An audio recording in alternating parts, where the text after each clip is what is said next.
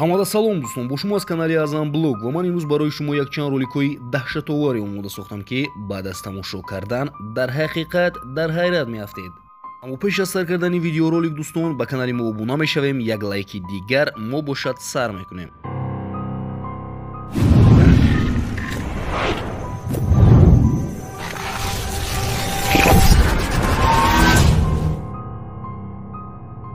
дӯстон, агар росташро гӯем, баъд аз тамошо кардани ин ролик худи ман дар ҳайрат афтодам. дар ин ролик чӣ хеле ки мо дида истодем, дар рӯи як миз каллаи ҳақиқии шайтон аст ва якчанд сатанизмҳо ӯро парастиш карда истодаанд. ва бинед дӯстон, ки вақте ки як ҷодугар ё ин ки сектант гӯем, дар болои ин калла чизе мегӯяд ва баъд аз ин калла ба ҳаракат медарояд, гӯё ин ки ӯ ҷон дошта бошад. ва дар бораи ин ролик дӯстон на он қадар маълумотҳои зиёд аст ва барои ҳамин ҳам шумо фикру ақидаи худро дар комментария ҳатман нависед.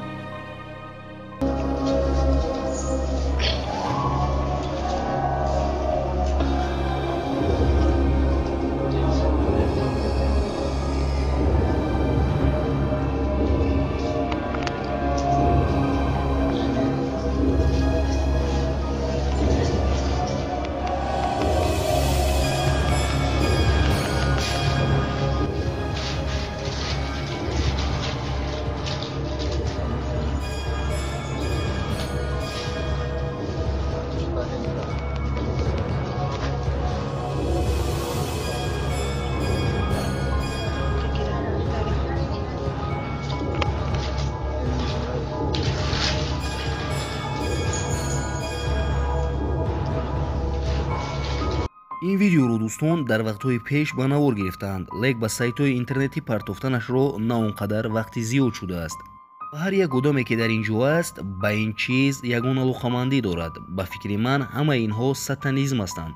ва бинед дӯстон, ки ҳамаи инҳо ин корро ба навор гирифта истодаанд. ва агар ба телефонҳои дастии онҳо нигоҳ кунем, маълум аст, ки ин роликро тақрибан 10 сол пеш ба навор гирифтаанд. ин видеои хелом аҷибро бошад дӯстон, аз камераи видеонаблюденӣ гирифтаанд. ва ногуфта намонад дӯстон, ки ин наворро дар Гонконг ба навор гирифтаанд. чӣ хеле ки мо дар ин ҷо дида истодем дӯстон, дар навор як духтар пайдо мешавад ва ин духтарро мо хело хуб мебинем. аммо дӯстон, бинед, ки баъд аз якчанд лаҳза ин духтар нопадид мешавад. ва дар бораи ин ролик комментаторҳо ягон чиз нагуфтаанд ва барои ҳамин ҳам шумо фикру ақидаи худатонро нависед, ки ин дар ҳақиқат чӣ буд.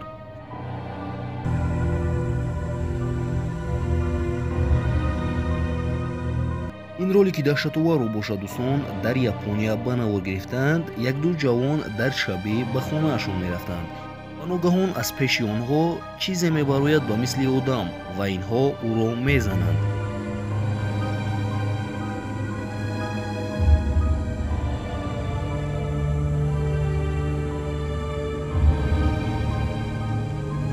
ин ҷавонҳо аз тарси хелоам зиёд мошинро манъ карда ба берун мебароянд. аммо вақте ки мошинро манъ мекунанд, мебинанд, ки онҳо дар ҳақиқат ягон чизро назадаанд ва дар роҳ ягон ҷасад ҳам нест.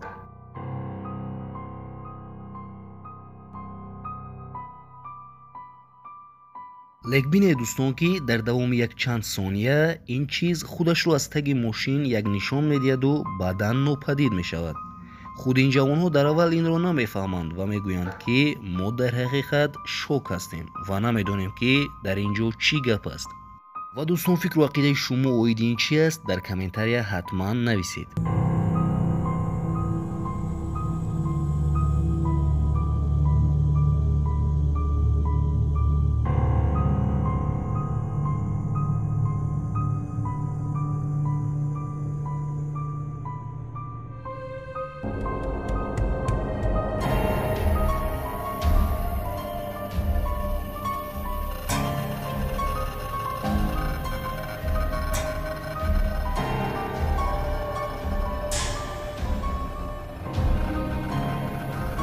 ин видеоро бошад дӯстон, дар як ҷое ба навор гирифтаанд, ки ин ҷой ба мисли масҷид аст ва ҳамаи одамҳо дар ин ҷо тоату ибодат карда истодаанд.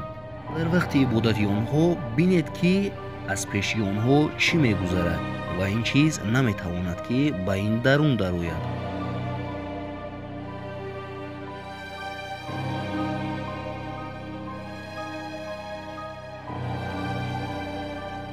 ин ҷавон мисли ҳарвақта барои тиктоки худаш ролик ба навор гирифта истода буд.